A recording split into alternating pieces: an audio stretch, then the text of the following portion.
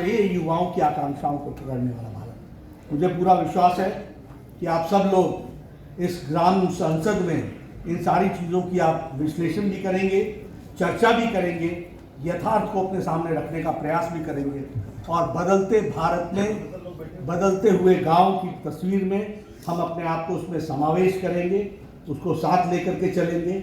यही मुझे कहना है। इन्हीं शब्दों के साथ आपने मेरी बात सुनी। बहुत बहुत धन्यवाद।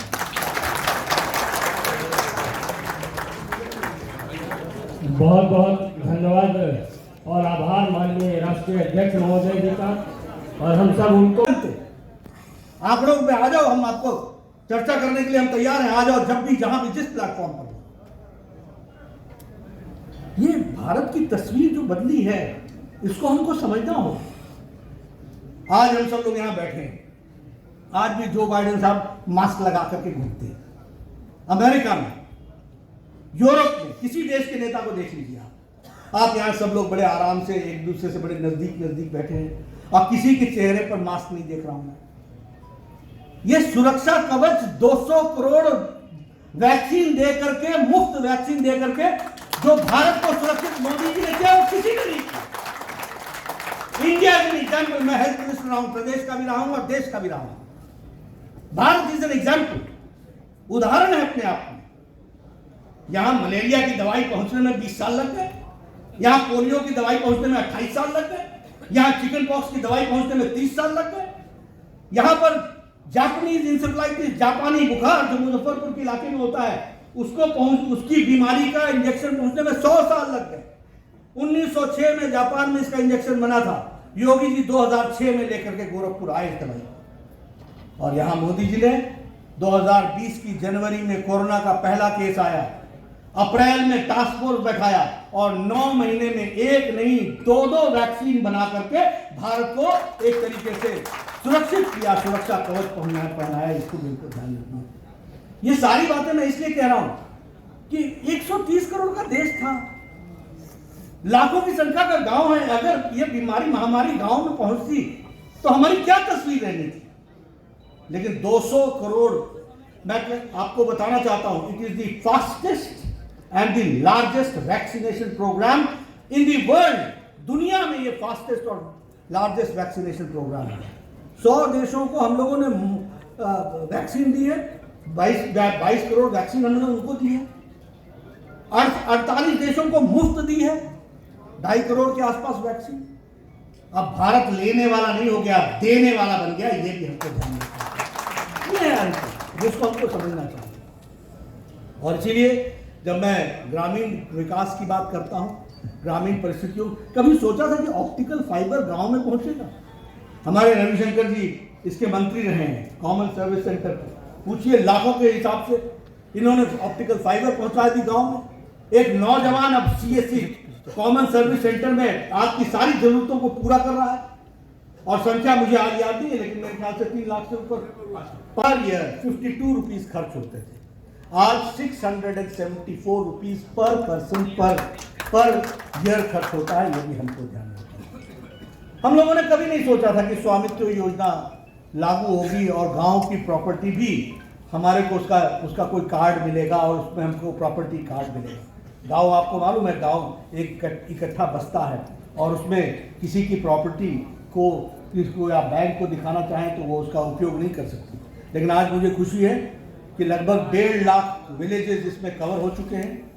85 लाख लोगों को प्रॉपर्टी कार्ड मिल चुका है और 41,236 गांव में जाकर के ये ड्रोन से स्वामित्व योजना के माध्यम से उनकी प्रॉपर्टीज को डिजिटली ले आकर के खड़ा किया है, जो एक बहुत बड़ा इंस्ट्रूमेंट, अस्त्र आपके सामने उसमें से निकला है। इस बात को भी हमको ध्यान रखना चाहिए।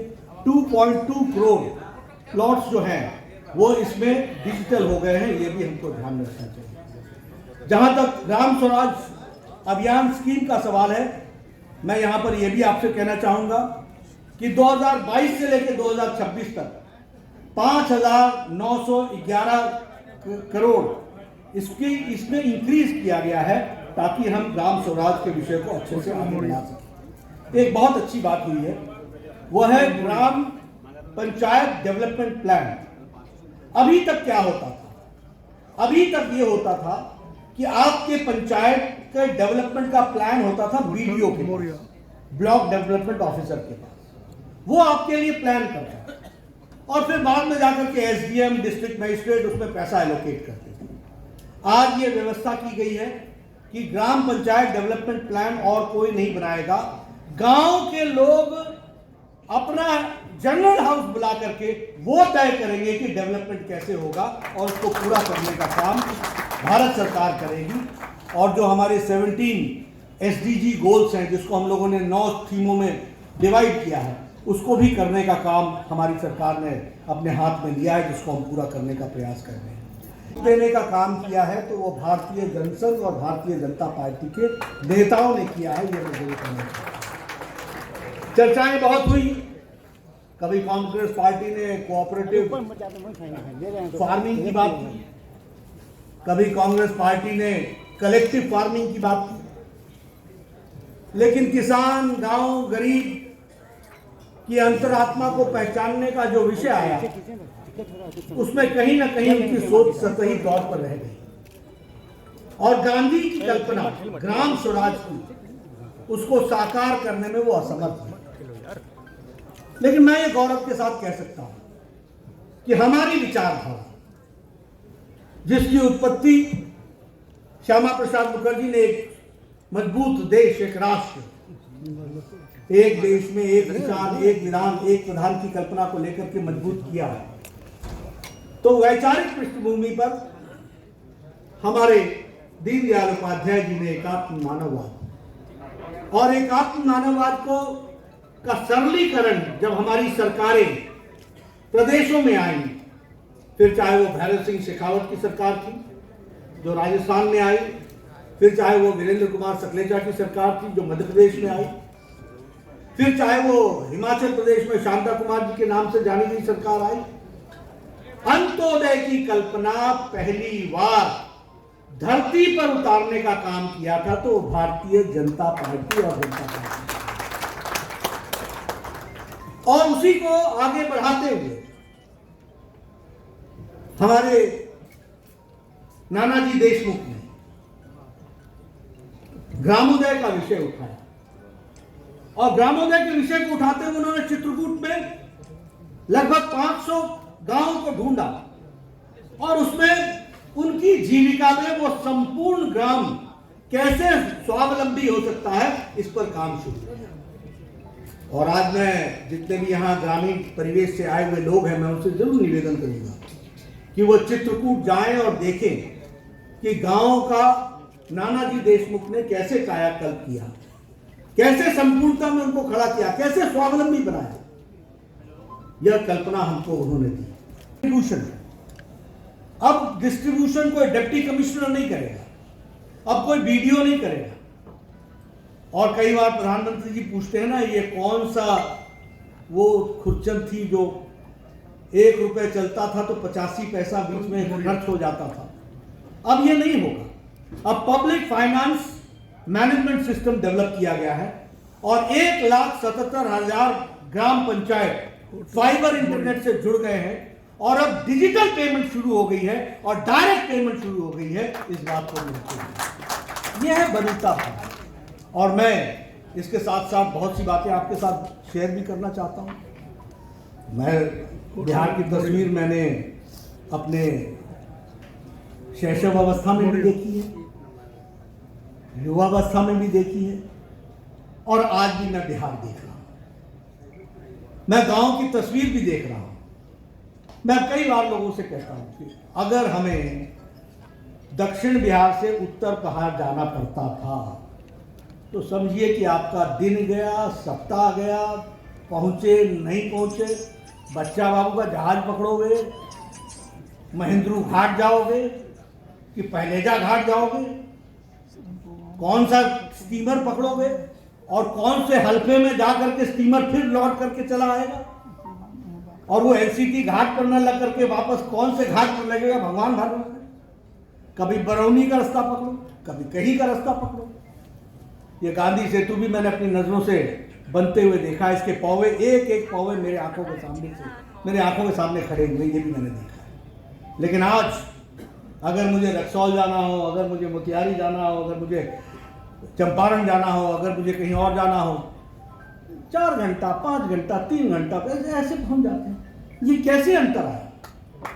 ये अंतर है डेवलपमेंट का, ये है कनेक्टिविटी। और एक नहीं, मैं तो कई बार कहता हूँ, ये जो गंगा किनारे ब्रिज था, सवेरे में आ रहा था तो मैं एयरक्राफ्ट से देख रहा था, मेरी बचपन की यादें ताजा हो गई।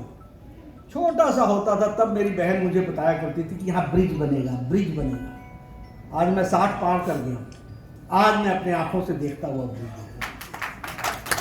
ये है बदलता बिहार, ये है बदलती तस्वीर जिसको हमको समझना चाहिए।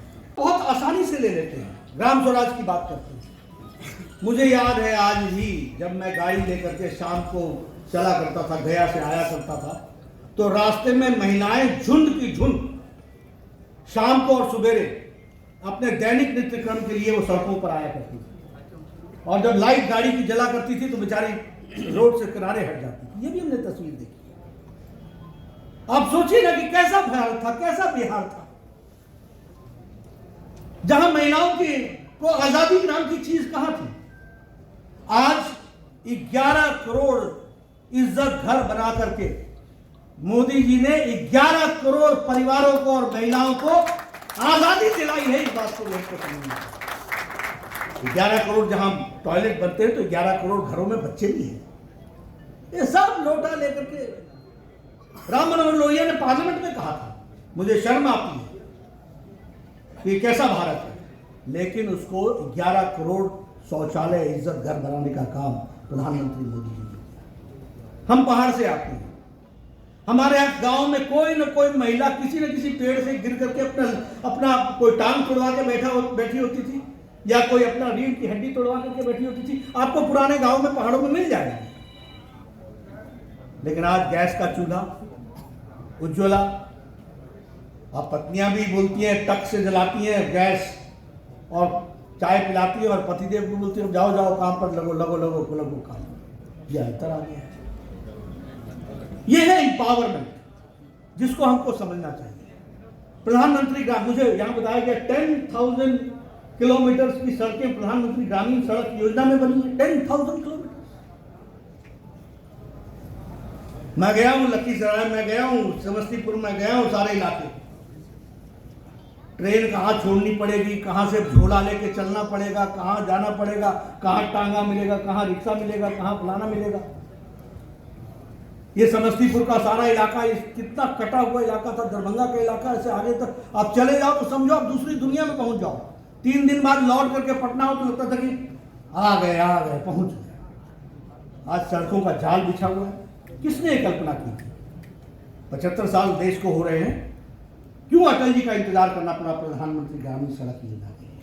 और अटल जी के आने के बाद 10 साल यूपीए की सरकार ने प्रधानमंत्री ग्राम सड़क योजना को रोकने का काम किया, उसको फिर से तेजी दी तो नरेंद्र मोदी जी ने दिए। यही वंचित, पीड़ित, शोषित, दलित, किसान, युवा, महिलाएं जो छूट गई थी, उनको मुख्य धारा में लाने का काम किया। और उन्होंने उस अंत्योदय को सबका साथ, सबका विकास, सबका विश्वास और सबके प्रयास में उसको रास्ता दिखाने का काम किया। यह हमको ध्यान रखना है। इसलिए जब हम इन सारी बातों की चर्चा करते हैं तो गांव की दृष्टि से इन सारे मुद्दों को हम लोग और गहराई से रखने का भी प्रयास करते हैं, और कैसे गांव की तस्वीर बदले, कैसे हम स्वयं संपूर्ण गांव बन सके, जिसमें ट्रांसपेरेंसी आए, जिसमें एम्पावरमेंट आए, जिसमें ई ग्राम स्वराज बने। और आपको जान करके खुशी होगी कि हमारे पंचायत को रिवैम्प करने के लिए मोदी सरकार ने जो स्वयंपूर्ण ग्रामीण विषयों को लेकर के काम शुरू किया, उसका एक सिंगल इंटरफेस बनाया, और पंचायत वाइज उसमें कोशिश ये की गई कि हम किस किस पंचायत में क्या क्या डेवलपमेंट के एजेंडा है उसको एक पोर्टल पर लाए, एक इंटरफेस पर लाए। और हमारे मंत्री ग्रामीण विकास गिरिराज जी दिल्ली में बैठ करके देश के सभी पंचायतों की तस्वीर अपने कंप्यूटर पर देखते हुए पता लगा सके कि कहां कहां क्या कमी है और किस किस चीज को कैसे ठीक करना है, इस काम को करने का। और इसीलिए इस बात को, जिसको हम कहते हैं कि पूरा करने के लिए आज मुझे खुशी है कि 2 2.63 लाख पंचायत के प्रोफाइल्स पोर्टल पर चढ़ चुके हैं। और आपको जानकर के खुशी होगी कि राष्ट्रीय ग्राम स्वराज अभियान इसके लिए 5.9 थाउजेंड करोड़ एलोकेट किया गया। 5.9 करोड़ थाउजेंड करोड़ रुपीस इसके लिए रखा गया है। और इसमें जो हमारे इलेक्टेड रिप्रेजेंटेटिव्स हैं, जो 60 लाख हैं, और जो फंक्शनरीज हैं, जो स्टेक होल्डर्स हैं, उनको इस काम के साथ जोड़ा गया है। ये हमको ध्यान रखना चाहिए। मैं जब ग्राम विकास की बात करता हूं तो दो बातें हैं। एक, जमीन से कैसे गांव की तस्वीर बदले, उसका प्रयास गांव के लोग करते हैं। दूसरा, उस विकास के क्रम में सरकार का आर्थिक पक्ष क्या रहता है। मुझे आज ये आपके साथ शेयर करने में खुशी होती है कि आज पंचायतों को सीधा पैसा जाने की व्यवस्था तो की ही गई है, लेकिन पंचायतों को जाने वाला पैसा 5 गुना बढ़ा दिया है मोदी सरकार ने। ये भी हमको ध्यान रखना चाहिए। खबरों के अपडेट के लिए हमारे चैनल को लाइक, सब्सक्राइब एवं शेयर करें।